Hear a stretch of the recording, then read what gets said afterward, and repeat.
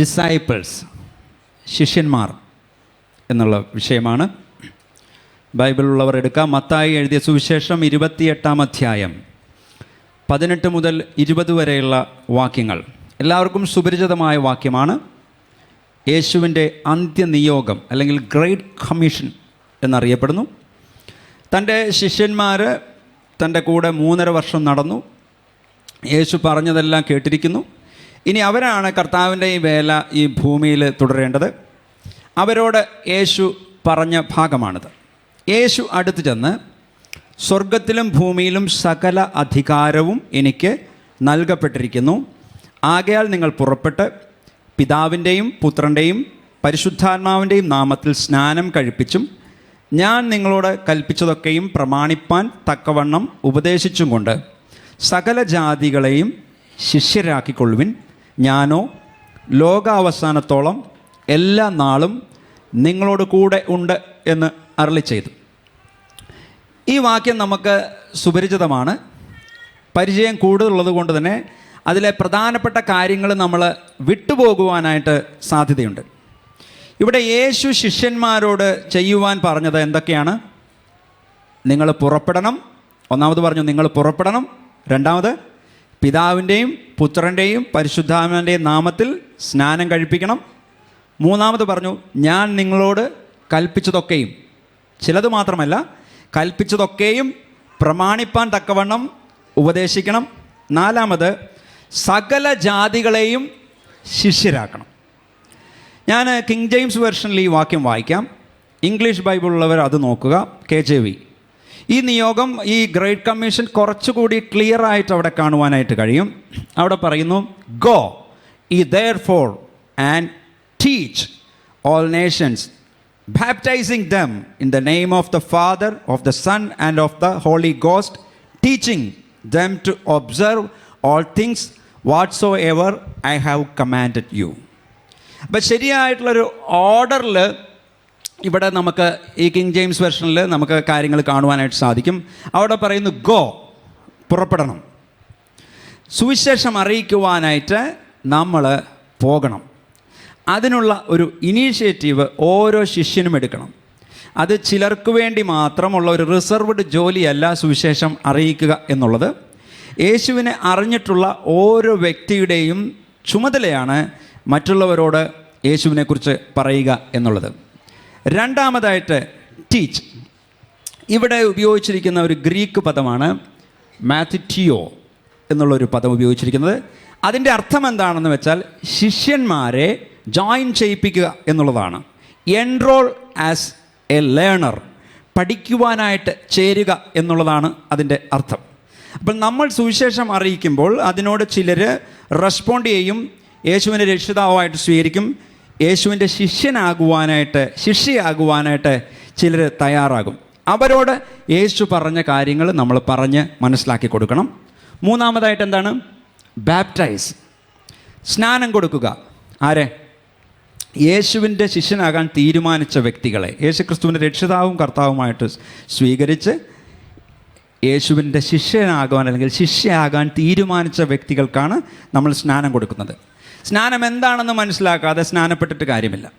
ഇന്ന് പലരും ഒരു വിടുതലിന് വേണ്ടി, ഇന്ന് ചിലർ സ്നാനപ്പെടുന്നത് കടഭാരം മാറുവാൻ സ്നാനപ്പെടുന്നു, മക്കളുടെ വിവാഹം നടക്കുവാനായിട്ട് സ്നാനപ്പെടുന്നു, രോഗസൗഖ്യത്തിന് വേണ്ടി സ്നാനപ്പെടുന്നു. ഞാനതങ്ങ് ചെയ്താൽ കർത്താവിനൊരു സന്തോഷമായിക്കോട്ടെ, ഇനി ഞാൻ ലോകത്തിൽ നിന്ന് പോണതിന് മുമ്പ് എന്തെങ്കിലും ഒരു കാര്യം കൂടി ചെയ്ത് കർത്താവിനൊരു സന്തോഷമായിക്കോട്ടെ എന്ന് വിചാരിച്ച് ചിലർ സ്നാനപ്പെടാറുണ്ട്. ഒരിക്കലൊരു ദൈവദാസന് ഒരാളെ സ്നാനപ്പെടുത്തുവാനായിട്ട് മുക്കി. അയാളെ മുക്കിയിട്ട് അയാളുടെ കൈ മാത്രം അയാളിങ്ങനെ പൊക്കി പിടിച്ചിരിക്കുക. തലയൊക്കെ മുങ്ങി, വലത്തെ കൈ മാത്രം ഇങ്ങനെ പൊക്കി പിടിച്ചിരിക്കുക. എത്ര ദൈവദാസൻ ശ്രമിച്ചിട്ടും ഈ കൈ താത്താൻ പറ്റുന്നില്ല. കൈ വളരെ ബലത്തിൽ തന്നെ അയാൾ പൊക്കി പിടിച്ചിരിക്കുക. ദൈവദാസൻ പൊക്കി. എന്താ സഹോദരൻ, എന്താ മുങ്ങാത്തെന്ന് ചോദിച്ചു. പറഞ്ഞ്, അല്ല ഞാൻ തിരിച്ച് ചെന്നിട്ട് എനിക്കിട്ട് ഒരുത്തണ്ട് ഒരു അടി കൊടുക്കാനുണ്ട്, അതുകൊണ്ട് കൈ മുക്കിക്കഴിഞ്ഞാൽ പിന്നെ എനിക്ക് അടിക്കാൻ പറ്റുകയില്ലല്ലോ. പ്രിയപ്പെട്ടവരെ, മാനസാന്തരം എന്ന് പറഞ്ഞാൽ നമ്മൾ ഈ സ്റ്റേജിൽ നിന്ന് പല പ്രാവശ്യം പറഞ്ഞിട്ടുണ്ട്. ചേഞ്ച് യുവർ റിപ്പൻറ്റൻസ് എന്ന് പറഞ്ഞാൽ change your attitude and action. മനോഭാവത്തിലും നിങ്ങളുടെ പ്രവൃത്തിയിലും വ്യത്യാസമുണ്ടാകുന്നതാണ് മാനസാന്തരം എന്ന് പറയുന്നത്. അപ്പോൾ ക്രിസ്തുവിൻ്റെ ശിഷ്യനാകുവാനായിട്ട് തീരുമാനിച്ച വ്യക്തി അതായത് മാനസാന്തരപ്പെട്ട് തൻ്റെ പാപജീവിതം ഉപേക്ഷിച്ച് ക്രിസ്തുവിനെ കർത്താവായി അംഗീകരിച്ച വ്യക്തി ഇനി എൻ്റെ ജീവിതം കർത്താവിന് വേണ്ടി മാത്രമെന്ന് തീരുമാനിക്കുന്ന ഒരു ശിഷ്യൻ്റെ ലെവലിലേക്ക് ഉയരുവാനായിട്ട് ആഗ്രഹിക്കുന്ന വ്യക്തി ചെയ്യേണ്ടതാണ് സ്നാനം. അടുത്തത് എന്താ പറയുന്നത്? ടീച്ചിങ്. ശിഷ്യനാകാൻ തീരുമാനമെടുത്ത് സ്നാനപ്പെടുന്നവരെ പഠിപ്പിക്കണം. എന്താ? ഞാൻ നിങ്ങളോട് കൽപ്പിച്ചതൊക്കെയും പ്രമാണിപ്പാൻ തക്കവണ്ണം ഉപദേശിക്കണം. ഇവിടെ മറ്റൊരു കാര്യം നിങ്ങൾ ശ്രദ്ധിച്ചോ? യേശു ശിഷ്യന്മാരോട് സകല ജാതികളെയും എന്താക്കുവാനായിട്ട് ആവശ്യപ്പെട്ടത്? വിശ്വാസികളാക്കാനാണോ ആവശ്യപ്പെട്ടത്? ആണോ പ്രിയമക്കളെ? എന്താക്കാൻ ആവശ്യപ്പെട്ടത്? സകല ജാതികളെയും ശിഷ്യരാക്കിക്കൊള്ളുവിൻ എന്നാണ് കർത്താവ് ആവശ്യപ്പെട്ടത്. ഒരു വിശ്വാസിയാക്കി മാറ്റാനല്ല കർത്താവ് ആവശ്യപ്പെട്ടത്. വിശ്വാസിയാകുന്നത് നല്ലത്, പക്ഷേ ശിഷ്യരാക്കുവാനാണ് തമ്പുരാൻ ആവശ്യപ്പെട്ടിരിക്കുന്നത്. എന്നാൽ ഇന്നത്തെ ക്രിസ്തീയ ലോകത്തിൻ്റെ പ്രശ്നം ഇതാണ്, പലരും ശിഷ്യരാകുന്നില്ല. ആരാണ് ശിഷ്യൻ? ഞാൻ വീണ്ടും പറയട്ടെ, യേശു ആഗ്രഹിക്കുന്നത് ഓരോരുത്തരും ശിഷ്യരാകണം എന്നാണ്. നമ്മൾ സ്വയം ശിഷ്യരാകുക മാത്രമല്ല, മറ്റുള്ളവരെ ശിഷ്യരാക്കുന്ന ശിഷ്യരായിട്ട് നമ്മൾ മാറുവാനായിട്ട് കർത്താവ് നമ്മളെക്കുറിച്ച് ആഗ്രഹിക്കുന്നു. അപ്പോൾ യേശു ഈ ഭൂമിയിൽ ശുശ്രൂഷ ചെയ്ത സമയത്ത് യേശുവിൻ്റെ വചനം കേൾക്കുവാനായിട്ട് ഉണ്ടായിരുന്ന ഒത്തിരി ആളുകൾ ഉണ്ടായിരുന്നു. 5 അപ്പവും 2 മീനും കൊണ്ട് പുരുഷാരത്തെ പോഷിപ്പിച്ച അന്ന് യേശുവിന് ചുറ്റും 5000 പുരുഷന്മാരുണ്ടായിരുന്നു. സ്ത്രീകൾ വേറെയും. യേശുവിൽ നിന്ന് ഡയറക്റ്റായിട്ട് അത്ഭുതം പ്രാപിച്ച കുരുടന്മാരുണ്ടായിരുന്നു, മുടന്തരുണ്ടായിരുന്നു, ഭൂതബാധിതരുണ്ടായിരുന്നു. എല്ലാ നാട്ടിൽ ധാരാളം ആളുകൾ ആ വിഭാഗത്തിൽപ്പെട്ടവർ ഉണ്ടായിരുന്നു. യേശുവിൻ്റെ വചനം കേട്ടതുകൊണ്ട്, അത്ഭുതം പ്രാപിച്ചതുകൊണ്ട് മാത്രം അവരാരും യേശുവിൻ്റെ ശിഷ്യരാകുന്നില്ല. യേശുവിൽ നിന്ന് എന്തെങ്കിലും കാര്യങ്ങൾ സാധിച്ചുകൊണ്ട് ഒരു വ്യക്തി ശിഷ്യരാകുന്നില്ല. അന്ന് യേശുവിൻ്റെ കൂടെ നടന്ന ഭൂരിഭാഗം പുരുഷാരത്തിൽ ഭൂരിഭാഗവും യേശുവിൻ്റെ ശിഷ്യരായിരുന്നില്ല. അവർക്ക് യേശുവിനെക്കുറിച്ച് ചില കാര്യങ്ങൾ അറിയാം. യേശു ചില കാര്യങ്ങൾ അവർക്ക് ചെയ്തു കൊടുത്തിട്ടുണ്ട്. യേശുവിൽ നിന്ന് അത്ഭുതം പ്രാപിച്ചിട്ടുണ്ട്, സൗഖ്യം പ്രാപിച്ചിട്ടുണ്ട്. പക്ഷേ ആ ഭൂരിപക്ഷം യേശുവിൻ്റെ ശിഷ്യരായിരുന്നില്ല പ്രിയപ്പെട്ടവരെ. എന്നാൽ ക്രിസ്തീയ ശിഷ്യത്വത്തിലേക്ക് യേശുവിനെ അനുഗമിക്കുവാൻ ഇറങ്ങുന്നത് അതൊരു വ്യത്യസ്തമായിട്ടുള്ളൊരു കാൽവയ്പ്പാണ്. എന്ന് പറഞ്ഞേ, ഒരു വ്യത്യസ്തമായ കാൽവയ്പ്പാണ്. ഒന്ന് പറഞ്ഞേ, ഒരു വ്യത്യസ്തമായ കാൽവയ്പ്പാണ്. ഇന്ന് അനേകരും നമുക്ക് ചുറ്റുമില്ലേ, കാര്യങ്ങൾ നടക്കാൻ യേശുവിനോട് പ്രാർത്ഥിക്കും. നടന്നു കഴിഞ്ഞാൽ അവർ ഒരു പ്രയറിന് വിളിച്ചു കഴിഞ്ഞാൽ അവിടെ വന്നവർ സാക്ഷ്യം പറയും. ടി വിയിൽ അവർ സാക്ഷ്യം പറയും. മൈക്രോഫോൺ കിട്ടിയാൽ സാക്ഷ്യം പറയും. ഇടയ്ക്ക് പ്രാർത്ഥനയ്ക്ക് വരും. പക്ഷേ യേശുവിൻ്റെ ശിഷ്യയാണോ എന്ന് ചോദിച്ചാൽ എത്ര പേർക്ക് പറയാൻ പറ്റും ഞാൻ യേശുവിൻ്റെ ശിഷ്യനാണ്, അല്ലെങ്കിൽ ഞാൻ യേശുവിൻ്റെ ശിഷ്യയാണെന്ന്? ഞാൻ ഞായറാഴ്ച പള്ളിയിൽ പോകുന്നുണ്ട്, ദശാംശം കൊടുക്കുന്നുണ്ട്, കാര്യങ്ങൾ അറ്റൻഡ് ചെയ്യുന്നുണ്ട്. പക്ഷെ ആർ യു എ ഡിസൈപ്പിൾ? അടുത്തിരിക്കുന്ന ആൾക്ക് കരം കൊടുത്തിട്ട് വളരെ സോഫ്റ്റായിട്ട് ചോദിച്ചേ, ഒരു ശിഷ്യയാണോ അല്ലെങ്കിൽ ശിഷ്യനാണോ എന്ന് ചോദിച്ചേ. വളരെ രൂക്ഷമായിട്ടൊന്നും ചോദിക്കരുത്. അടുത്ത ആഴ്ചയും അവർ പള്ളിയിൽ വരണം.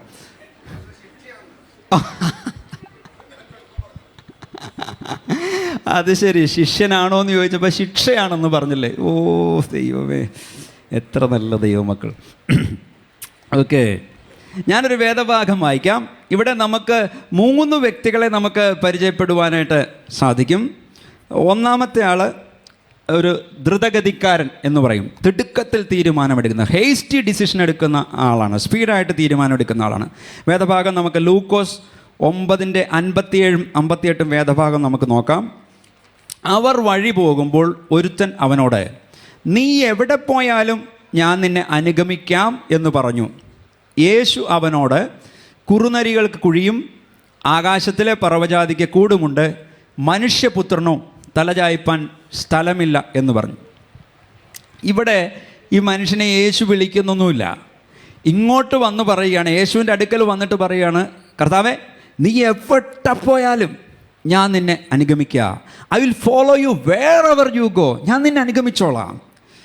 മറ്റ് ശിഷ്യന്മാരോട് യേശു എന്നെ അനുഗമിക്കുക എന്ന് പറഞ്ഞപ്പോഴേക്ക് അവരനുഗമിച്ചെങ്കിൽ, ഇവിടെ ഇങ്ങോട്ട് വന്ന് പറയുന്നു, ഞാൻ നിന്നെ അനുഗമിച്ചോളാം എന്ന് പറയുന്നു. കാണുന്നവർ വിചാരിച്ചു കാണും, എന്നെ കമ്മിറ്റ്മെൻറ്റാണ് അല്ലേ? കർത്താവ് മറ്റുള്ളവരെയൊക്കെ വിളിക്കുമ്പോൾ ഇദ്ദേഹം അങ്ങോടി എന്ന് പറയാം, ഞാൻ അനുഗമിച്ചോളാം. ഇദ്ദേഹത്തെ നമുക്കൊരു ദ്രുതഗതിക്കാരൻ, അതായത് തിടുക്കത്തിൽ തീരുമാനമെടുത്ത് പറയുന്ന ആൾ, സ്പീഡുകാരൻ എന്നൊക്കെ നമുക്ക് വേണമെങ്കിൽ പറയാം. ഞാൻ എൻ്റെ ജീവൻ തന്നെ യേശുവിന് വേണ്ടി കളയും, ഞാൻ ഈ ദേശമൊക്കെ അങ്ങ് സുവിശേഷി കരിച്ചു കളയും എന്ന് പറയും. കരിക്കൽ മാത്രമേ ഉണ്ടാവുകയുള്ളൂ. മിക്കവാറും സുവിശേഷം ആയിരിക്കുകയില്ല ഉണ്ടാവണം. അങ്ങനത്തെ തിടുക്കക്കാരുണ്ട്, ദ്രുതഗതിക്കാരുണ്ട്. എൻ്റെ ഭാഷയിൽ പറഞ്ഞാൽ ആവേശന്മാരെന്ന് പറയും. ആവേശന്മാർ. അരി വെള്ളത്തിലിട്ട് കഴിഞ്ഞാൽ ആദ്യത്തെ ഒരു സമയമില്ലേ, അരി വെള്ളത്തിലിട്ടിട്ട് തുള്ളുന്നൊരു സമയമില്ലേ, അരി കിടന്നിങ്ങനെ തുള്ളുന്നൊരു സമയമുണ്ട്. അതാണ് ഈ ആവേശ സമയം എന്ന് പറയുന്നത്. ഭയങ്കര ആവേശമായിരിക്കും. ഇപ്പം തന്നെ ലോകം മുഴുവൻ കരിച്ചു കളയും എന്ന് പറയും.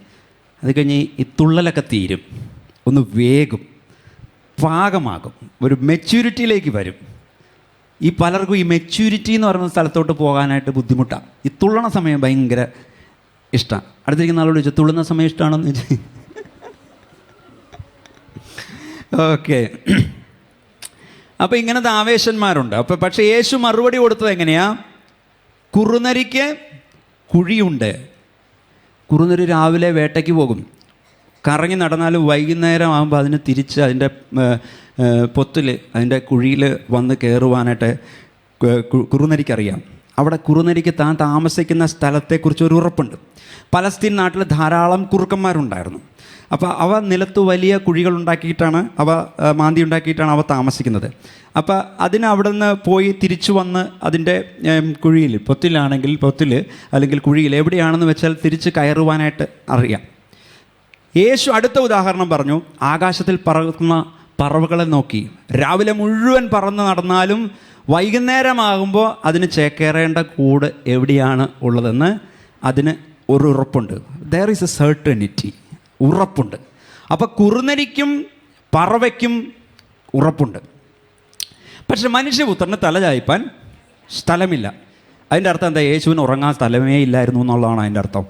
ആണോ? അല്ല. പ്രിയപ്പെട്ടവരെ, ഒരു ഡിസൈപ്പിൾഷിപ്പിൽ, ഒരു ശിഷ്യത്വത്തിൽ, ഒരു ശിഷ്യനായിട്ട് യേശുവിനെ അനുഗമിക്കുമ്പോൾ ഒരു അൺസർട്ടനിറ്റി ഉണ്ട്. പാസ്റ്ററെ, 4 ആഴ്ച ഇങ്ങനെ പ്രസംഗിച്ച സഭയിൽ ആൾ കുറയും. യേശുവിനെ പിൻപറ്റുമ്പോൾ അൺസർട്ടനിറ്റി ഉണ്ടെന്നൊക്കെ സഭയിൽ പ്രസംഗിച്ചാൽ ആൾ കുറയുവാൻ സാധ്യതയുണ്ട്. ഞങ്ങൾ കേൾക്കുന്ന പ്രസംഗം എന്തൊക്കെയാ? യേശുവിനെ പിൻപറ്റിയാൽ അനുഗ്രഹം, അനുഗ്രഹിക്കപ്പെട്ടോട്ടെ, അനുഗ്രഹിക്കപ്പെടുന്നതിന് കുഴപ്പമില്ല. പക്ഷേ യേശുവിനെ പിൻപറ്റിയാൽ അപ്പം തന്നെ മക്കളുടെ കല്യാണം നടക്കും, അപ്പം തന്നെ മക്കൾ പ്രസവിക്കും, കുഞ്ഞുമക്കളെ കാണും, കൊച്ചിൻ്റെ കൈ കാണും, കൊച്ചിൻ്റെ കാല് കാണും, വലിയ വീട് കാണും, വലിയ പറമ്പ് കാണും. ഇങ്ങനത്തെ സംഗതികളാണ് വേദപുസ്തകത്തിൽ നിന്ന് ഇപ്പോൾ നമ്മൾ പലപ്പോഴും കേൾക്കണേ. അപ്പോൾ അതിൽ നിന്ന് വ്യത്യസ്തമായിട്ട് യേശുവിനെ പിൻപറ്റുവാൻ, യേശുവിൻ്റെ ശിഷ്യനാകുവാനായിട്ട് നീ തുനിഞ്ഞ് ആ ഒരു ലെവലിലോട്ട് മാറിയാൽ നിങ്ങളുടെ ജീവിതത്തിൽ ഒരു അൺസർട്ടനിറ്റി ഉണ്ട് എന്ന് പറയുമ്പോൾ നിങ്ങൾക്ക് കേൾക്കുവാൻ ചിലപ്പോൾ ഒരു ബുദ്ധിമുട്ട് തോന്നാം. പക്ഷെ വേദപുസ്തകത്തിലെ സത്യം അതാണ്. ഹല്ലേലൂയ. എന്ത് സംഭവിച്ചാലും ഞാൻ യേശുവിനെ അനുഗമിക്കുമെന്ന് തീരുമാനിച്ച വ്യക്തിക്ക് മാത്രമേ യേശുവിൻ്റെ ഒരു ശിഷ്യനായിരിക്കുവാനായിട്ട് സാധിക്കുകയുള്ളൂ. കൂട്ടത്തിൽ ഒരുപാട് പേർക്ക് ഓടുവാൻ സാധിക്കും. പക്ഷേ ശിഷ്യനോ ശിഷ്യയായിട്ട് ഓടണമെങ്കിൽ എൻ്റെ ജീവിതത്തിൽ എന്ത് സംഭവിച്ചാലും ഞാൻ യേശുവിനെ പിൻപറ്റുമെന്നുള്ള തീരുമാനം എടുക്കുവാനായിട്ട് സാധിക്കണം. അല്ലെങ്കിൽ എൻ്റെ ജീവിതത്തിൽ എന്തെങ്കിലും കാര്യങ്ങൾ നടക്കുവാൻ വേണ്ടി ഞാൻ യേശുവിനെ പിൻപറ്റാം, അല്ലെങ്കിൽ ജീവിതം സുഖമായിട്ട് മുൻപോട്ട് പോയിക്കൊള്ളുവാൻ വേണ്ടി ഞാൻ യേശുവിനെ പിൻപറ്റാം എന്നൊന്നും തീരുമാനിച്ചിട്ട് കാര്യമില്ല പ്രിയപ്പെട്ടവരെ. അപ്പോൾ ദ്രുതഗതിക്കാരൻ അങ്ങോട്ട് പറഞ്ഞു, എവിടെ പോയാലും ഞാൻ നിന്നെ പിൻപറ്റാം. രണ്ടാമത്തെ ആളെക്കുറിച്ച് നമുക്കിവിടെ കാണാം. രണ്ടാമത്തെ ആൾക്ക് ഞാൻ പേരിടുക മന്ദഗതിക്കാരൻ. മന്ദഗതിക്കാരൻ എന്നല്ല കേട്ടോ, മന്ദഗതിക്കാരൻ. ലൂക്കോസ് 9:59-60 വ്യക്തിയെക്കുറിച്ച് വായിക്കാം. വേറൊരുത്തനോട് എന്നെ അനുഗമിക്കുക എന്ന് പറഞ്ഞപ്പോൾ അവൻ, ഞാൻ മുമ്പേ പോയി എൻ്റെ അപ്പനെ കുഴിച്ചിടുവാൻ അനുവാദം തരണമെന്ന് പറഞ്ഞു. അവനോട്, മരിച്ചവർ തങ്ങളുടെ മരിച്ചവരെ കുഴിച്ചിടട്ടെ, നീയോ പോയി ദൈവരാജ്യം അറിയിക്ക എന്ന് പറഞ്ഞു. അപ്പോൾ ആദ്യത്തെ ദ്രുതഗതിക്കാരൻ യേശുവിനോട് ഇങ്ങോട്ട് വന്ന് ഞാൻ നിന്നെ അനുഗമിക്കാം എന്ന് പറഞ്ഞെങ്കിൽ രണ്ടാമത്തവൻ പറയുകയാണ്, ഈ രണ്ടാമത്തവനെ യേശു വിളിക്കുകയാണ്, എന്നെ അനുഗമിക്കുക. അപ്പോൾ ആ മനുഷ്യൻ പറയുകയാണ്, ഞാൻ മുമ്പേ പോയി എൻ്റെ അപ്പനെ കുഴിച്ചിടുവാനായിട്ട് അനുവാദം തരണം. അപ്പോൾ യേശു പറഞ്ഞ മറുപടി എന്താ? മരിച്ചവർ തങ്ങളുടെ മരിച്ചവരെ കുഴിച്ചിടട്ടെ, നീയോ പോയി ദൈവരാജ്യം അറിയിക്കുക എന്ന് പറഞ്ഞു.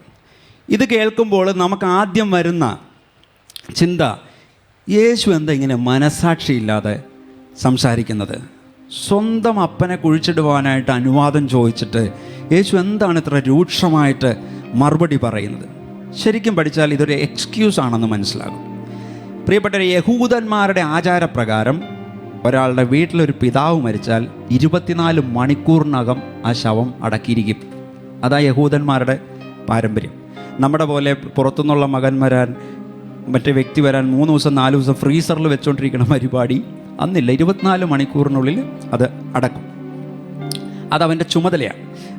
യേശുവിൻ്റെ ശവസംസ്കാര ശുശ്രൂഷയ്ക്ക് വേണ്ടി തൈലാഭിഷേകം നടത്തിയ മറിയയെ യേശു പ്രശംസിച്ചു. അതായത് ശവം ബഹുമാനത്തോടെ അടക്കുന്നതിനൊന്നും യേശു എതിരല്ല. അപ്പനെ കുഴിച്ചിടുക ആ വാക്ക് ആ നാടുകളിലെ ഒരു ശൈലിയാണ്. അതിൻ്റെ ആശയം അപ്പൻ്റെ അവകാശങ്ങളെല്ലാം എൻ്റെ കയ്യിൽ കിട്ടിക്കഴിയുന്നത് വരെ കാത്തിരിക്കട്ടെ എന്നുള്ളതാണ്. അപ്പൻ അടക്കമൊക്കെ കഴിഞ്ഞ് പിന്നെ ഒരു വീതം വെപ്പും ഒരു തല്ലുപിടിയും ഒരു ബഹളമൊക്കെ ഉണ്ടല്ലോ, അതൊക്കെ ചിലയിടത്ത് ഉണ്ടാവാറുണ്ട്, ചിലയിടത്ത് ഉണ്ടാവാറില്ല. അപ്പോൾ അതെല്ലാം കഴിഞ്ഞ് അതെല്ലാം എനിക്ക് കിട്ടാണതെല്ലാം കിട്ടിക്കഴിഞ്ഞിട്ട് ഞാൻ കർത്താവിൻ്റെ കൂടെ വരാം. എന്നാൽ വീട്ടിലെ അവകാശങ്ങൾ വിട്ടുകളയുവാനായിട്ട് ഇടയാകരുതെന്ന് അവൻ ചിന്തിക്കുന്നു. മരിച്ചവർ തങ്ങളുടെ മരിച്ചവരെ അടക്കട്ടെ, എന്നാൽ ആത്മാവിൽ പാപസംബന്ധമായിട്ട് മരിച്ചവരായ ഭൗമികരായിട്ടുള്ളവർ അങ്ങനത്തെ ഭൗമിക കാര്യങ്ങൾ നോക്കട്ടെ. അപ്പോൾ ആദ്യത്തെ വ്യക്തിയെ കൊടുത്ത പേരെന്താ? ദ്രുതഗതിക്കാരൻ. രണ്ടാമത്തെ വ്യക്തിയെ മന്ദഗതിക്കാരൻ എന്ന് പറയാം. ഇന്ന് യേശുവിനെ അനുഗമിക്കുവാനായിട്ട് തയ്യാറാകുന്ന പല മന്ദഗതിക്കാരില്ലേ? കർത്താവിനെ ഞാൻ അനുഗമിക്കാം, ഇപ്പോഴല്ല, ഇപ്പം ഞാൻ ചെറുപ്പമല്ലേ, ഇപ്പം ഞാൻ യൗവനമല്ലേ, ജീവിതമൊക്കെ ഒന്ന് അടിച്ച് പൊളിച്ച് എല്ലാം കഴിഞ്ഞിട്ട് പ്രായമായി കഴിയുമ്പോൾ, റിട്ടയർഡ് ലൈഫായി കഴിയുമ്പോൾ യേശുവിനെയൊക്കെ രക്ഷിതാവായിട്ട് സ്വീകരിച്ച് യേശുവിനെ ഞാൻ പിൻപറ്റാം. പ്രിയപ്പെട്ടൊരു ദൈവവചനം പറയുന്നു, എന്നാൽ യൗവനക്കാരാ, നിൻ്റെ യൗവനകാലത്ത് നിൻ്റെ സൃഷ്ടാവിനെ നീ ഓർത്തുകൊള്ളുക. ചിലർ പറയും എൻ്റെ കാര്യങ്ങളെല്ലാം സെറ്റിൽ ചെയ്തിട്ട് യേശുവിൻ്റെ പുറകെ വരാം. ഒരു ആൻറ്റി എന്നോട് പറഞ്ഞു, പാസ്റ്ററെ എൻ്റെ മകളുടെ കല്യാണം കഴിയാനുണ്ട്. അപ്പോൾ ആ സമുദായപ്രകാരമുള്ള ഉണ്ടല്ലോ, അതനുസരിച്ചുള്ള പള്ളിയുടെ ചുറ്റപ്പാടുകൾ അതനുസരിച്ചുള്ള ലെവലിലുള്ള അതൊക്കെ കഴിഞ്ഞിട്ട് ഞാൻ നമ്മളുടെ പോലെയുള്ള വിശ്വാസത്തിലോട്ടൊക്കെ നമുക്ക് വരാം. ഞാൻ ആൻറ്റിയോട് മറുപടി ഒന്നും പറഞ്ഞില്ല. അത് കഴിഞ്ഞിട്ട് ഞാൻ കർത്താവിന് പിൻപറ്റിക്കൊള്ളാം. അപ്പം അല്ലെങ്കിൽ അത് അവളുടെ കല്യാണത്തിന് തടസ്സമായിട്ട് മാറും.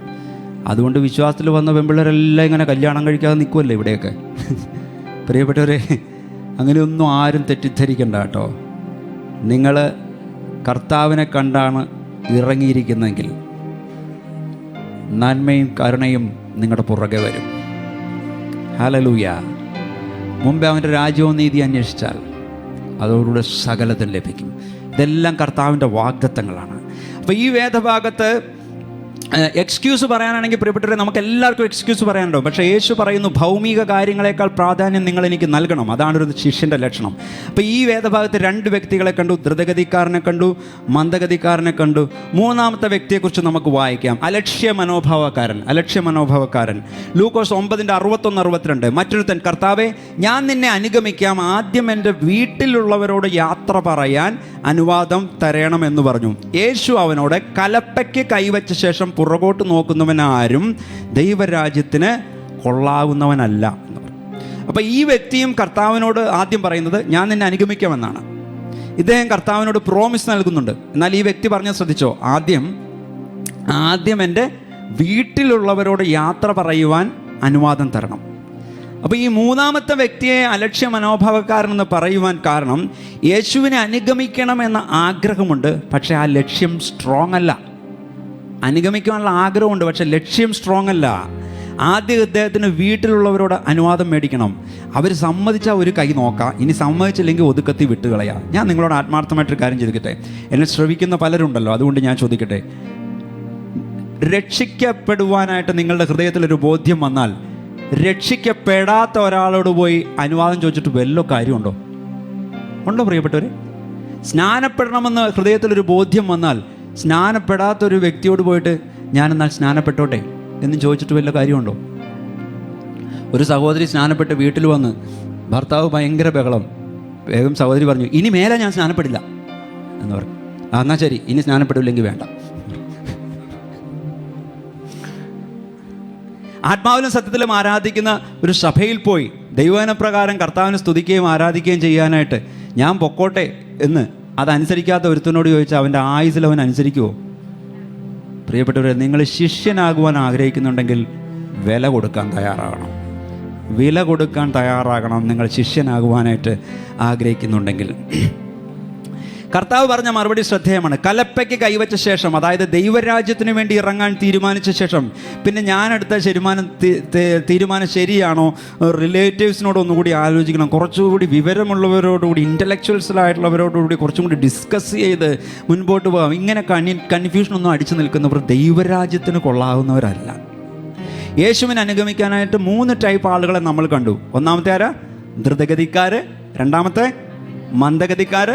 മൂന്നാമത്തെ അലക്ഷ്യ മനോഭാവക്കാർ.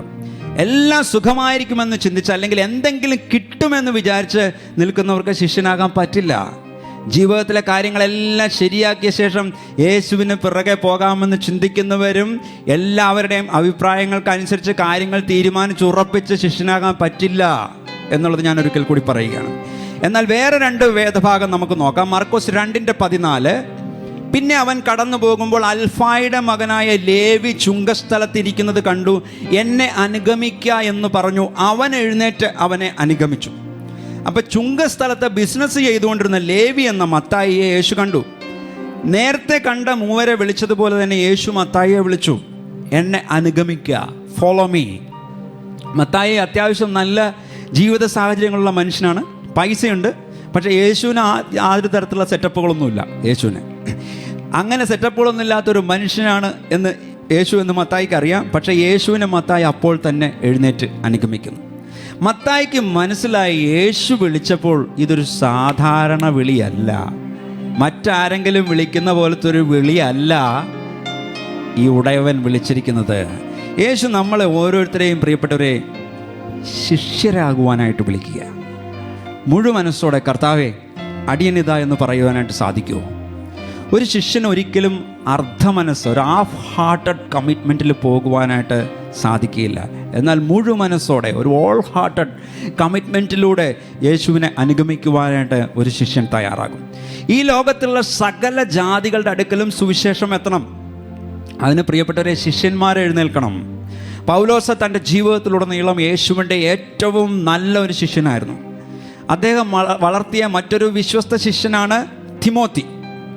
തിമോത്തിയോസിന് പൗലോസ് കൊടുക്കുന്ന കൽപ്പന 2 തിമോത്തിയോസ് 2:2 നമുക്ക് കാണാം. അവിടെ പറയുന്നു, നീ എന്ന് പറയുന്ന ആരെയാ ഇവിടെ? തിമോത്തിയോസിനെ. തിമോത്തി പല സാക്ഷികളുടെ മുമ്പാകെ എന്നോട് കേട്ടതെല്ലാം മറ്റുള്ളവരെ ഉപദേശിപ്പാൻ സമർത്ഥരായ വിശ്വസ്ത മനുഷ്യരെ ഭരമേൽപ്പിക്കുക.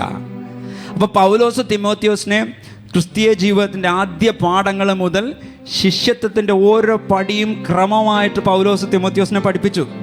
അപ്പോൾ തിമോത്തിയോസ് ചിന്തിക്കുക, എനിക്ക് ആവശ്യമുള്ള കാര്യങ്ങളെല്ലാം എന്നെ പൗലോസ് പഠിപ്പിച്ചു. ഞാൻ വളരെ കംഫർട്ട് സോണില്ല, ഞാൻ എന്തൊക്കെ അനുസരിക്കണം, എന്തൊക്കെ ചെയ്യണം എന്നൊക്കെയുള്ള കാര്യങ്ങളെക്കുറിച്ചെല്ലാം പൗലോസ് എനിക്ക് പറഞ്ഞു തന്നിട്ടുണ്ട് എന്ന് തിമോത്തി ചിന്തിച്ചായിരുന്നെങ്കിൽ, അല്ലെങ്കിൽ അന്നത്തെ ശിഷ്യന്മാർ ചിന്തിച്ചായിരുന്നെങ്കിൽ ഈ സുവിശേഷം വ്യാപിക്കുമായിരുന്നോ? ഈ സുവിശേഷം നമ്മുടെ അടുക്കൽ എത്തുമായിരുന്നോ? നമ്മൾ സുവിശേഷം കേൾക്കുവാനിടയായ സാഹചര്യങ്ങൾ അങ്ങനെ അനുയോജ്യമായി വന്നതുകൊണ്ടല്ലേ നമ്മൾ സുവിശേഷം കേട്ടെ? ആണോ? അന്ന് ചില ദൈവദാസന്മാർ ചിലപ്പോൾ വഴിയരികിൽ നിന്ന് പ്രസംഗിച്ചു, ചിലപ്പോൾ മറ്റ് സ്റ്റേജുകളിൽ നിന്ന് പ്രസംഗിച്ചു, അല്ലെങ്കിൽ റേഡിയോയിലൂടെ പ്രസംഗിച്ചു, അല്ലെങ്കിൽ ടി വിയിലൂടെ പ്രസംഗിച്ചു, അല്ലെങ്കിൽ ട്രാക്റ്റിലൂടെ വെളിപ്പെട്ടു വന്നു. ഇതിനൊക്കെ ആരൊക്കെയോ തുനിഞ്ഞതിൻ്റെ ഫലമായിട്ടല്ലേ പ്രിയപ്പെട്ടവരെ ഈ ദൈവവചനമൊക്കെ വർഷങ്ങളെടുത്ത് എഴുതി കൈവശം വന്നതിൻ്റെ അടിസ്ഥാനത്തിലല്ലേ നമുക്ക് ഈ ദൈവത്തെ വിശ്വസിക്കാനായിട്ട് സാധിച്ചത്? ഇതൊന്നും ഞങ്ങൾ ചെയ്യുന്നില്ല, ഞങ്ങൾക്കിത് മനസ്സിലായി, അതുകൊണ്ട് ഞങ്ങൾക്ക് മനസ്സിലായതുപോലെ ഞങ്ങളുടെ കംഫർട്ട് സോണിൽ പോകാമെന്ന് ആരെങ്കിലും സ്വാർത്ഥപരമായിട്ട് ചിന്തിച്ചായിരുന്നെങ്കിൽ നമ്മൾ ആരെങ്കിലും കർത്താവിനെ അറിയുമായിരുന്നോ? ഇല്ല. പൗലോസ് തിമോത്തിയോസിന് പറഞ്ഞു കൊടുക്കുന്നൊരു സ്ട്രാറ്റജി ശ്രദ്ധിക്കുക. ഞാൻ നിന്നെ പഠിപ്പിച്ചതെല്ലാം മറ്റുള്ളവരെ ഉപദേശിപ്പാൻ സമർത്ഥരായ വിശ്വസ്ത മനുഷ്യരെ നീ ഭരമേൽപ്പിക്കണം. പറയുന്നത് മനസ്സിലാവുന്നുണ്ടോ? ഞാൻ 2 ഡയഗ്രാം കാണിച്ചു തരാം. പൗലോസ് തിമോത്തിയോട് സുവിശേഷം അറിയിക്കുന്നു, ശിഷ്യനാക്കി വളർത്തുന്നു. ടൈറ്റസിനോട് പറയുന്നു, ശിഷ്യനാക്കി വളർത്തുന്നു. ലുദിയായോട് പറയുന്നു, ശിഷ്യയാക്കി വളർത്തുന്നു. ഒനേസിമോസിനോട് പറയുന്നു. ഇവർ 4 പേരോടും സുവിശേഷം പങ്കിടുന്നു, അവരെ ശിഷ്യരാക്കി വളർത്തുന്നു. ഈ തിമോത്തിയും ടൈറ്റസും ലുദിയയും ഒനേസിമോസും ഒക്കെ ഞാൻ നേരത്തെ പറഞ്ഞതുപോലെ ചിന്തിക്കുക, ഞങ്ങൾ ആരോടും ഇനി ഇതൊന്നും പറയുന്നില്ല എന്ന് ചിന്തിച്ചെങ്കിൽ ഈ സുവിശേഷം മറ്റ് ഭാഗങ്ങളിലേക്ക് പരക്കുമോ? ഇല്ല. എന്നാൽ അവരെന്താ ചെയ്തത്? പൗലോസ് തിമോത്തിയോസിനെ ശിഷ്യനായിട്ട് ഡെവലപ്പ് ചെയ്തു, ടൈറ്റസിനെ ശിഷ്യനായിട്ട് ഡെവലപ്പ് ചെയ്തു. എന്നിട്ട് എന്ത് ചെയ്തു? അവര് വിശ്വസ്തരായിട്ടുള്ളവരെ കണ്ടെത്തി. പറയുന്നത് മനസ്സിലാവുന്നുണ്ടോ? തിമോത്തിയോസും ടൈറ്റസും, പൗലോസ് 2 വിശ്വസ്തരെ കണ്ടെത്തി. തിമോത്തിയോസിനെയും ടൈറ്റസിനെയും വിശ്വസ്തരായിട്ടുള്ളവരെ കണ്ടെത്തി, അവരെ ഡെവലപ്പ് ചെയ്തു ശിഷ്യന്മാരായിട്ട്. തിമോത്തിയോസ് കണ്ടുപിടിച്ചു, ടൈറ്റസ് കണ്ടുപിടിച്ചു, അവർ വിശ്വസ്തരായിട്ടുള്ളവരെ കണ്ടുപിടിച്ച് അവരെ ഡെവലപ്പ് ചെയ്തു. അവർ അതേഴ്സ്, മറ്റുള്ളവരെ കണ്ടുപിടിച്ചു, അവരെയും ഡെവലപ്പ് ചെയ്തു ശിഷ്യന്മാരായിട്ട്. അതുകൊണ്ടാണ് ഈ സുവിശേഷം പരക്കുവാനായിട്ട് ഇടയായത്. ഈ ഒരു പ്രോസസ്സ് നടക്കണമെങ്കിൽ പ്രിയപ്പെട്ടവരെ ആരെ ഭരമേൽപ്പിക്കണമെന്നാണ് നമ്മളവിടെ വായിച്ചത്? എങ്ങനെയുള്ള ആൾക്കാരെ ഭരമേൽപ്പിക്കണമെന്നാണ് വായിച്ചത്? വിശ്വസ്തരെ ഭരമേൽപ്പിക്കണം. അടുത്തിരിക്കുന്ന ആളോട് കരം കൊടുത്തിട്ട് ചോദിച്ചേ, വിശ്വസ്തനാണോ വിശ്വസ്തയാണോ എന്ന് ചോദിച്ചേ. നമ്മളിവിടെ പല പ്രാവശ്യം പറഞ്ഞിട്ടുള്ള കാര്യമാണ്, ഒരു ഡിസൈപ്പിൾ, ഒരു ശിഷ്യൻ എന്ന് പറഞ്ഞാൽ ഫാസ്റ്റ് ആയിരിക്കണം. എന്താണ് ഫാസ്റ്റ് ആയിരിക്കണം? എന്താ ഫാസ്റ്റ് എന്ന് പറഞ്ഞാൽ? Very good, thank you. F എന്ന് പറഞ്ഞാൽ ഫെയ്ത്ത്ഫുൾ, വിശ്വസ്തനായിരിക്കണം. ഞാൻ വർഷങ്ങൾക്ക് മുമ്പ് PG വർഗീസ് അങ്കിളുമായിട്ട് മദ്രാസിലുള്ള ഏറ്റവും വലിയ ഒരു ചർച്ചാണ് പാസ്റ്റർ ഡി മോഹൻ്റെ ചർച്ച്. അപ്പോൾ മദ്രാസിലുള്ള 2-3 വലിയ സഭകൾ, വളരുന്ന സഭകൾ, PG വർഗീസ് അങ്കിളിൻ്റെ കൂടെ ഞങ്ങൾ കുറച്ച് പേര് സന്ദർശിച്ചു. ഒരു സൺഡേയിൽ രാവിലെ വൈകുന്നേരമൊക്കെ ആയിട്ടുള്ള സർവീസുകൾ അവിടെ സന്ദർശിച്ചു, വലിയ സഭകളുടെ എങ്ങനെയാണെന്ന് അറിയാൻ വേണ്ടി. അതിനുശേഷം പാസ്റ്റർ ഡി മോഹൻ്റെ ചർച്ചിൽ ആരാധന കഴിഞ്ഞിട്ട് പാസ്റ്റർ ഡി മോഹനും ഞങ്ങൾക്ക് കുറച്ച് പേർക്കും കൂടി അദ്ദേഹവുമായിട്ട് സംസാരിക്കുവാനുള്ള സാവകാശം ലഭിച്ചു. അപ്പോൾ അദ്ദേഹം ഒരു വലിയ ക്രിസ്ത്യൻ നേതാവാണ്. അപ്പോൾ ക്രിസ്ത്യൻ മിനിസ്ട്രിയിൽ ഏറ്റവും ബുദ്ധിമുട്ടുള്ള കാര്യം എന്താണ് എന്ന് ഡി മോഹൻ പാസ്റ്ററോട് ഞങ്ങളുടെ കൂടെ ഇരുന്നൊരു ദൈവദാസൻ ഒരു ചോദ്യം ചോദിച്ചു. ചോദ്യം ചോദിക്കാമായിരുന്നു, ക്വസ്റ്റ്യൻ ആൻസർ സെഷൻ പോലെയാണ്. ക്രിസ്ത്യൻ മിനിസ്ട്രിയിൽ ഏറ്റവും ബുദ്ധിമുട്ടുള്ള കാര്യം എന്താണ്? ഏറ്റവും വലിയ സഭയുടെ പാസ്റ്റർ പറഞ്ഞത്, വിശ്വസ്തന്മാരെ കൂടെ കിട്ടാനാണ് ഏറ്റവും പാടെന്ന് പറഞ്ഞു. വിശ്വസ്തന്മാരായിട്ടുള്ളവരെ കൂടെ കിട്ടാനാണ് ഏറ്റവും ബുദ്ധിമുട്ട് എന്ന് പറഞ്ഞു. പ്രിയപ്പെട്ടവരെ, ഒരാളെ ശിഷ്യനാക്കി വളർത്തണമെങ്കിൽ അയാൾ ദൈവവചനത്തോടും ദൈവത്തോടും ലോക്കൽ ചർച്ചിൻ്റെ ലീഡർഷിപ്പിനോടും വിശ്വസ്തനായിരിക്കണം ഒരാളെ വളർത്തിയെടുക്കണമെങ്കിൽ. എന്നാലേ അയാളെ വിശ്വസ്തൻ എന്ന് പറയാൻ പറ്റുള്ളൂ. അല്ലാതെ കൂടെ നിന്നിട്ട് പാര വയ്ക്കുകയോ വേറെ എന്തെങ്കിലും പരിപാടികളോ ചെയ്യുന്ന ഒരു വ്യക്തിയെ നമുക്ക് വിശ്വസ്തൻ എന്ന് പറയാൻ പറ്റുമോ? പറ്റില്ല. സദൃശവാക്യം 20:6 പറയുന്നു, മിക്ക മനുഷ്യരും തങ്ങളോട് ദയാലുവായ ഒരുത്തനെ കാണും, എന്നാൽ വിശ്വസ്തനായ ഒരുത്തനെ ആര് കണ്ടെത്തും? യഥാർത്ഥത്തിൽ ഒരു ശിഷ്യനാകുവാൻ ആഗ്രഹിക്കുന്നുവെങ്കിൽ കർത്താവിനോട് പറ, കർത്താവേ, ദൈവത്തോടും മനുഷ്യരോടും വിശ്വസ്തനായിരിക്കാൻ എന്നെ സഹായിക്കണമേ എന്ന് കർത്താവിനോട് പറയണം. ഇപ്പോൾ ഫാസ്റ്റിൽ 2ാമത്തെ സ്പെല്ലിങ് എഫ്, ഫെയ്ത്ത്ഫുൾ. 2ാമത്തെ എന്താ? അവൈലബിൾ. അവൈലബിൾ ആയിരിക്കണം, ലഭ്യനായിരിക്കണം. ശിഷ്യനാകണമെന്ന് ആഗ്രഹമുണ്ട്. എനിക്ക് ശിഷ്യനാകണമെന്ന് ആഗ്രഹമുണ്ട്, പക്ഷെ പ്രാർത്ഥനയ്ക്ക് വരാൻ സമയമില്ല കേട്ടോ. ശിഷ്യനാകണമെന്ന് ആഗ്രഹമുണ്ട്, കെയർസിൽ നിന്നും വരാൻ സമയമില്ല. ശിഷ്യനാകണമെന്ന് ആഗ്രഹമുണ്ട്, എനിക്ക് ചർച്ചിലെ ഉപവാസ പ്രാർത്ഥനയ്ക്ക് വരാനായിട്ട് സമയമില്ല. ശിഷ്യനാകണമെന്ന് ആഗ്രഹമുണ്ട്, ഫെലോഷിപ്പിനൊന്നും വരാൻ എനിക്ക് സമയമില്ല. ശിഷ്യനാകണമെന്ന് എനിക്ക് ആഗ്രഹമുണ്ട്, ഞായറാഴ്ച 100 രൂപ, 500 രൂപ, 1000 രൂപ കൂടെ കിട്ടിയ ആരാധനയ്ക്ക് പോലും വരാൻ എനിക്ക് സമയമില്ല. ഈ വ്യക്തിക്ക് ശിഷ്യനാകാൻ പറ്റുമോ? ഞാൻ നിങ്ങളെ സ്നേഹിക്കുന്നത് കൊണ്ടാണ് ഞാനിത് പറയുന്നത്. എനിക്കൊരു ഡോക്ടറാകണം കേട്ടോ, എനിക്കൊരു ഡോക്ടറാകണം, പക്ഷേ ഹയർ സ്റ്റഡീസിന് പോകാൻ എനിക്ക് സമയമില്ല. എനിക്ക് ഡോക്ടറാകണം, പക്ഷേ MBBSന് പോകാൻ എനിക്ക് സമയമില്ല. എനിക്ക് ഡോക്ടറാകണം, 11th 12th തീർക്കാൻ എനിക്ക് സമയമില്ല. എനിക്ക് ഡോക്ടറാകണം, പക്ഷെ പഠിക്കാൻ എനിക്ക് മനസ്സില്ല. നടക്കുമോ? നടക്കില്ല. ശിഷ്യനാകണമെങ്കിൽ അതാണ് പറഞ്ഞേ, അവൈലബിൾ ആകണം, കമ്മിറ്റ്മെൻറ്റ് വേണം. ശിഷ്യനാകണമെങ്കിൽ അവൈലബിൾ ആകണം. ഹൈബൈ വിശ്വാസി ആയാൽ പോരാ. അതെന്താ ഫസ്റ്റ് ഹൈബൈ വിശ്വാസി? ഹൈബൈ എന്ന് പറഞ്ഞാൽ രാവിലെ എഴുന്നേൽക്കുമ്പോൾ ഹായ് കർത്താവേ ഗുഡ് മോർണിംഗ്, അതാണ് ഹൈ. പിന്നെ ബൈ എപ്പോഴാണ് പറയണേ? വൈകിട്ട് രാത്രി കിടക്കാൻ നേരത്ത് ബൈ കർത്താവേ ഗുഡ് നൈറ്റ്. ഇതാണ് ഈ ഹൈബൈ വിശ്വാസി. ഈ ഹൈബൈ വിശ്വാസിയായ ശിഷ്യനാകാൻ പറ്റുമോ? ഇനി ഹൈയും പറയാത്ത ബൈയും പറയാത്തവർ പോലും ഉണ്ട്. രാവിലെ ഹൈയും പറയില്ല, വൈകുന്നേരം ബൈയും പറയില്ല, അതിൻ്റെ ഇടയിൽ പോലും ഒരു ഹൈയും ബൈയും പറയാത്ത വരായിട്ടുള്ളവരുമുണ്ട്. പ്രിയപ്പെട്ടവരെ, അങ്ങനെയുള്ളവർക്കൊന്നും ശിഷ്യനാകുവാൻ പറ്റുകയില്ല. ഒരു വിശ്വാസിയായിട്ട് നമുക്ക് പൊത്തുപുരത്തിൽ പോകാൻ പറ്റും. അപ്പോൾ ഫാസ്റ്റ് എന്ന് പറഞ്ഞാൽ ആദ്യം എന്ത് പറഞ്ഞു? ഫെയ്ത്ത്ഫുൾ ആയിരിക്കണം, അവൈലബിൾ ആയിരിക്കണം. മൂന്നാമത് എന്താ? സബ്മിസീവ് ആകണം, കീഴടങ്ങുന്നവനായിരിക്കണം. ദൈവത്തിനും ദൈവവചനത്തിനും സഭയിലെ നേതൃത്വത്തിനും കീഴടങ്ങാത്ത ഒരു വ്യക്തിക്കും നല്ല ശിഷ്യനാകുവാനായിട്ട് പറ്റില്ല. സബ്മിഷൻ്റെ ഓപ്പോസിറ്റാണ് റിബല്യൻസ്, മറുതലിപ്പ്.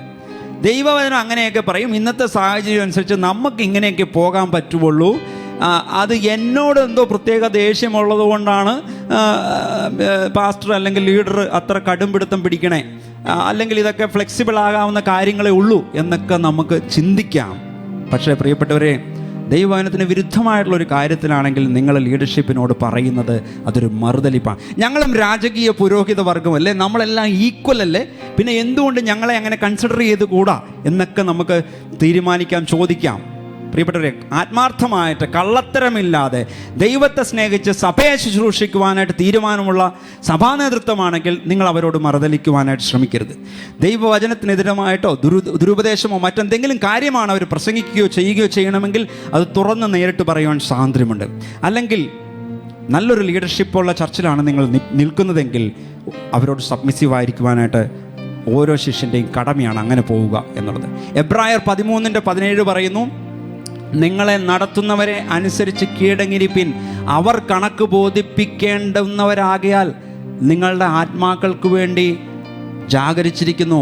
ഇതവർ ഞരങ്ങിക്കൊണ്ടല്ല, സന്തോഷത്തോടെ ചെയ്യുവാൻ ഇടവരുത്തുവിൻ, അല്ലാഞ്ഞാൽ നിങ്ങൾക്ക് നന്നല്ല. ഇങ്ങനെയൊക്കെ ദൈവവചനത്തിലെ വാക്യങ്ങളുണ്ട് കേട്ടോ. അപ്പം നിങ്ങൾ കീഴ്പ്പെടാത്തൊരു ശിഷ്യനെങ്കിൽ നിങ്ങൾ മറ്റൊരു നല്ല ശിഷ്യനെ ഒരിക്കലും വാർത്തെടുക്കുവാനായിട്ട് സാധിക്കില്ല. ഇതൊക്കെ സ്നേഹത്തിൻ്റെ ഭാഷയിലാണ് ഞാൻ നിങ്ങളോട് പറയുന്നത് കേട്ടോ. നമുക്ക് നമ്മുടെ പുൾപിറ്റിൽ ഇതൊന്ന് പറയുവാനായിട്ട് സാധിക്കുള്ളൂ. അപ്പോൾ ഫാസ്റ്റ് എന്ന് പറഞ്ഞാൽ ആദ്യം എന്തായിരിക്കണം? ഫെയ്ത്ത്ഫുൾ ആയിരിക്കണം, വിശ്വസ്തനായിരിക്കണം. രണ്ടാമത് എന്താണ്? അവൈലബിൾ ആയിരിക്കണം. മൂന്നാമത് എന്താണ്? സബ്മിസീവ് ആയിരിക്കണം. നാലാമത് ടീച്ചബിൾ ആയിരിക്കണം, പഠിക്കുവാൻ സന്നദ്ധൻ. ഒരു കാര്യം പഠിപ്പിക്കുമ്പോൾ അത് പഠിച്ചെടുക്കുവാനുള്ള താല്പര്യം, ജീവിതത്തിൽ പ്രാക്ടീസ് ചെയ്യുവാൻ, പ്രാവർത്തികമാക്കാനുള്ള താല്പര്യം ഒരു ശിഷ്യന് വേണം. എനിക്കെല്ലാം അറിയാം, ഞാൻ ഇത്രയും വർഷമായി വിശ്വാസത്തിൽ വന്നിട്ട്, അതുകൊണ്ട് എനിക്കിനി ഇതൊന്നും അറിയണ്ട എന്നുള്ളൊരു ഭാവം നമുക്കുണ്ടായിരിക്കരുത് പ്രിയപ്പെട്ടവരെ. ഞാനൊക്കെ ഇപ്പോൾ ഏഷ്യൻ ആക്സസ് എന്ന് പറഞ്ഞൊരു ഓർഗനൈസേഷൻ്റെ മീറ്റിങ്ങിൽ പങ്കെടുക്കുന്നുണ്ട്. 20 പേരെ ഈ ബാച്ചിൽ, 2.5 വർഷത്തെ ബാച്ച്, അതിലവർ തിരഞ്ഞെടുത്തിട്ടുണ്ട്. കേരളം, തമിഴ്നാട്, കർണാടക, ആന്ധ്ര എന്ന് 4 സ്റ്റേറ്റിൽ നിന്നായിട്ട് 20 പാസ്റ്റേഴ്സിനെ അവർ തിരഞ്ഞെടുത്തിട്ടുണ്ട്. ഞാനാണ് അവിടുത്തെ ഏറ്റവും പാസ്റ്ററൽ മിനിസ്ട്രിയിൽ എക്സ്പീരിയൻസ് ഏറ്റവും കുറവുള്ള പാസ്റ്റർ ഞാനാണ്. ഇപ്പം എൻ്റെ കൂടെ ആ കോഴ്സിന് വരുന്ന പെട്ര ചർച്ചിൻ്റെ പാസ്റ്റർ റോയ് നെറോണ 15 വർഷമായിട്ട് പാസ്റ്ററൽ മിനിസ്ട്രി ചെയ്യുന്നതാണ്. ഞാൻ 7 വർഷമേ ആയിട്ടുള്ളൂ. 20 വർഷമായിട്ട് പാസ്റ്ററൽ മിനിസ്ട്രി ചെയ്യുന്നവർ അവിടെ വരുന്നുണ്ട്. ഞങ്ങൾ 20 പേര് 3 മാസം കൂടുമ്പോൾ കേരളത്തിലോ മദ്രാസിലോ ഹൈദരാബാദിലോ ബാംഗ്ലൂരോ ആയിട്ട് ഞങ്ങൾ കൂടാറുണ്ട്. ഞങ്ങളെ മറ്റാളുകൾ വന്ന് പഠിപ്പിക്കാറുണ്ട്. ഞങ്ങൾ അവിടെ ഇരുന്ന് ഇതെല്ലാം കേട്ട് എഴുതിയെടുക്കാറുണ്ട്. എനിക്ക് 50 വയസ്സുണ്ട്. അവിടെ ഇരുന്ന് അവർ പഠിപ്പിക്കുന്നത് കേട്ട് 3 ദിവസം പഠിപ്പിക്കുന്നത് കേട്ട് ഇത് എഴുതിയെടുക്കാറുണ്ട്. അല്ലാതെ ഞാൻ പറയുക 31 വർഷമായി യേശുവിനെ രക്ഷിതാവായിട്ട് സ്വീകരിച്ചിട്ട് ഇനി നിങ്ങളാരും വന്ന് ഞങ്ങളെ പഠിപ്പിക്കണ്ട. പ്രിയപ്പെട്ടവരെ, ദൈവവചനം പഠിക്കുവാനുള്ള മനോഭാവം, ടീച്ചബിളായിരിക്കുവാനുള്ള മനോഭാവം ഏത് പ്രായത്തിലാണെങ്കിലും നമുക്കുണ്ടാകണം. എനിക്കിവിടെ നമ്മളുടെ ഇവിടെ അഡൽട്ട് ബൈബിൾ സ്റ്റഡിയിലെ ഈ പ്രായമുള്ളവർ പോലും ഇരുന്ന് എക്സാം എഴുതുന്ന കണ്ടപ്പോൾ എനിക്ക് വളരെ സന്തോഷമായി. ഞാൻ അവരുടെ ആൻസർ ഷീറ്റ് ശ്രദ്ധിച്ചു. അവരെത്ര സ്ട്രെയിൻ ചെയ്ത ആ വചനമൊക്കെ പഠിച്ച് അവരത് ഇരുന്ന് എഴുതുവാനായിട്ടിടയായത്. എന്നാൽ ഇത്രയും വർഷം ഉള്ളവരല്ലേ അവർ ചിന്തിക്കുക, ഞങ്ങൾക്ക് ഇത്രയും പ്രായമായി, ഞങ്ങൾ ഇന്ന പൊസിഷനിലൊക്കെ ജീവിക്കുന്നവരാണ്, ഇനി ഞങ്ങൾ ഇതൊന്നും പഠിക്കണ്ട എന്നൊന്നും അവർ തീരുമാനമെടുത്തില്ല. കാരണം എന്താ? ദൈവവചനം പഠിക്കണമെന്നുള്ള ആഗ്രഹം. ടീച്ചബിളായിരിക്കണം നമ്മൾ. ഓരോ ദിവസവും ഒരു കൊച്ചു കുഞ്ഞിൻ്റെ ആവേശത്തോടെ പ്രിയപ്പെട്ടവരെ ദൈവവചനത്തിലെ സത്യങ്ങളെ മനസ്സിലാക്കുകയും അത് മറ്റുള്ളവർക്ക് പകർന്നു കൊടുക്കുകയും ചെയ്യുവാനുള്ള ഒരു മനോഭാവം ഒരു ശിഷ്യനുണ്ടായിരിക്കണം. മത്തായി 10:37-38 ഒരു ശിഷ്യനായിരിക്കാൻ വേണ്ട ക്വാളിറ്റി എന്താണെന്ന് യേശു പറയുന്നു. പലപ്പോഴും അത് വായിക്കാൻ പോലും ഇന്നത്തെ വിശ്വാസികൾ ഇഷ്ടപ്പെടാറില്ല. ഞാൻ വായിക്കട്ടെ. എന്നേക്കാൾ അധികം അപ്പനെയോ അമ്മയെയോ പ്രിയപ്പെടുന്നവൻ എനിക്ക് യോഗ്യനല്ല. എന്നേക്കാൾ അധികം മകനെയോ മകളെയോ പ്രിയപ്പെടുന്നവൻ എനിക്ക് യോഗ്യനല്ല. തൻ്റെ ക്രൂശെടുത്ത് എന്നെ അനുഗമിക്കാത്തവനും എനിക്ക് യോഗ്യനല്ല. ഈ വാക്കുകൾ നിങ്ങൾ തെറ്റായിട്ട് മനസ്സിലാക്കി വെക്കരുത്. അപ്പനെയോ അമ്മയെയോ ഭാര്യയെയോ മക്കളെയോ അല്ലെങ്കിൽ ഭർത്താവിനെയോ ഭാര്യയെയോ സ്നേഹിക്കരുതെന്നല്ല കർത്താവ് പറഞ്ഞതിൻ്റെ അർത്ഥം. മറിച്ച് കർത്താവ് പഠിപ്പിച്ചത് എല്ലാവരെയും ഏറ്റവും നന്നായിട്ട് സ്നേഹിക്കണം. ഇവിടെ പറഞ്ഞതിൻ്റെ ആശയം, ഒരു വ്യക്തിക്ക് ലോകത്തിലെ ഏറ്റവും ഇഷ്ടം അയാളുടെ കുടുംബത്തിലുള്ള അപ്പനെ അമ്മയെ മക്കളെ ഒക്കെയാണ്. എന്നാൽ കർത്താവ് പറയുന്നു, നിങ്ങൾക്ക് എൻ്റെ ശിഷ്യനാവണമെങ്കിൽ അതിനേക്കാളധികം ആ സ്നേഹത്തിനൊന്നും കുറവ് വരരുത്. അപ്പനോടോ അമ്മയോടോ മക്കളോടോ സഹോദരന്മാരോടോ സഹോദരിമാരോടോ ഉള്ള സ്നേഹത്തിന് കുറവ് വരരുത്. പക്ഷേ അതിനേക്കാൾ അധികം നിങ്ങൾ എന്നെ സ്നേഹിക്കണം. Hallelujah. It demands your first love. നിങ്ങളുടെ ആദ്യത്തെ സ്നേഹം കർത്താവിനോടായിരിക്കണമെന്ന് കർത്താവ് ആഗ്രഹിക്കുന്നു. നിങ്ങളുടെ ഏറ്റവും കൂടിയ സ്നേഹം കർത്താവ് ആവശ്യപ്പെടുന്നു. മറ്റാരേക്കാളും കർത്താവിനാണ് ജീവിതത്തിൽ പ്രഥമ സ്ഥാനം. യേശുവിനെ അനുഗമിക്കുവാൻ പോകുമ്പോൾ പല പ്രശ്നങ്ങളുണ്ടാകാം. അതുകൊണ്ടാണ് തൻ്റെ ക്രൂശ് എടുത്ത് എന്നെ അനുഗമിക്കുവാൻ പറഞ്ഞത്. എൻ്റെ ക്രൂശ് എന്നല്ല, കർത്താവിൻ്റെ ക്രൂശ് കർത്താവ് ചുമതാണ്. വർഷാവർഷം റോഡിൽ നമുക്ക് കാണാം. കഴിഞ്ഞ വർഷവും ഞാൻ കണ്ടു, കാറിന് പോകുമ്പോഴത്തേക്കും ഒരു പ്രത്യേക വസ്ത്രം ധരിച്ച് കുരിശൊക്കെ തോളത്ത് വെച്ച് ഇങ്ങനെ പോകുക, തീർത്ഥാടനത്തിന് പോകുക. ലിറ്ററലി എടുത്തേക്കുക, കുരിശെടുത്ത് തോളത്ത് വെച്ചേക്കുക, ക്രൂശെടുത്ത്. ഞാൻ ഓർത്ത് കട്ടിലെടുത്ത് വെക്കാൻ പറയാഞ്ഞത് നന്നായിരുന്നു, അല്ലെങ്കിൽ തോളത്ത് കട്ടിലും ചുമന്നുകൊണ്ട് റോട്ടിൽ കൂടി പോകണ കാണേണ്ടി വന്നേ. ഇത് അറ്റ്ലീസ്റ്റ് ചെറിയ കുരിശേ ഉള്ളൂ. കട്ടിലോ വേറെ എന്തെങ്കിലും ഒക്കെ സാധനമാണ് നിങ്ങൾ എടുത്തുകൊണ്ട് പോകാൻ പറഞ്ഞെങ്കിൽ ഈ സാധനമൊക്കെ ചുമ്മിക്കൊണ്ട് റോട്ടിലൂടെ. ഇതിൻ്റെ ഒന്നും ആവശ്യമില്ല പ്രിയപ്പെട്ടവർ. ഇതൊന്നും അല്ല കർത്താവ് പറഞ്ഞിരിക്കുന്നത്. നമ്മൾ എടുക്കേണ്ട ക്രൂശുകളുണ്ട്, നമ്മൾ തന്നെ എടുക്കേണ്ട ക്രൂശുകളുണ്ട്.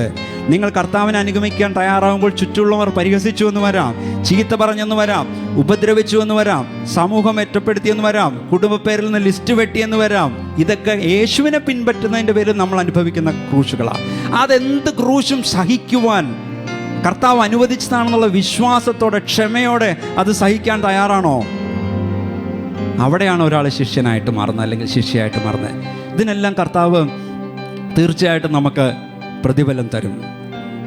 കർത്താവിൻ്റെ ന്യായാസനത്തിൻ്റെ മുമ്പിൽ നിൽക്കുമ്പോൾ കർത്താവ് നമ്മളോട് ഓരോരുത്തരോടും എന്തായിരിക്കും പറയുന്നതെന്ന് നിങ്ങൾ ചിന്തിച്ചിട്ടുണ്ടോ? നല്ലവനും വിശ്വസ്തനുമായ ദാസനെ, ദാസിയെ എന്ന് കർത്താവിൻ്റെ വായിൽ നിന്ന് കേൾക്കുവാനായിട്ട് നമുക്ക് ഓരോരുത്തർക്കും ഇടവരട്ടെ. അടുത്തിരിക്കുന്ന ആളോട് ചോദിക്കുക, ഒരു ശിഷ്യനാണോ അല്ലെങ്കിൽ ഒരു ശിഷ്യയാണോ? അല്ലെങ്കിൽ ഈ പറഞ്ഞ രീതിയിൽ ഒരു ശിഷ്യനോ ശിഷ്യയോ ആകുവാനുള്ള ആ ഒരു തലത്തിലേക്ക് മാറ്റം വരുത്തുവാനായിട്ട് പരിശുദ്ധാത്മാവ് സഹായിക്കട്ടെ. നമുക്ക് ദൈവസന്നിധിയിൽ എഴുന്നേക്കാം. കർത്താവ്, എൻ്റെ ജീവിതം ഞാൻ നിനക്കായിട്ട് സമർപ്പിക്കുന്നു എന്ന് പറയാം. ഒരു ശിഷ്യയാകുവാനായിട്ട് എന്നെ സമർപ്പിക്കണേ എന്നുള്ളൊരു തീരുമാനത്തോടെ